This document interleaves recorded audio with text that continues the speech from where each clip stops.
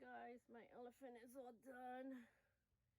Yep, went with the blue sky because my friend Laurie told me, and my nieces also. They're like, oh yeah, we didn't want that color anymore. We changed our mind. I said, okay, well, you know, my friend said the blue was better, which I was gonna make it blue to start with. I just went with what colors my nieces wanted. They said it matched their room color.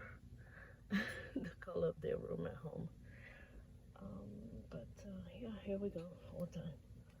Look at the little baby elephants. I made their gray one, and I made a brown one. The gray one looked just like the mommy. So that's it. She's got babies. Yeah, I love it. So cute. Love you all. Bye bye. Don't know about the line, that black line on the trunk.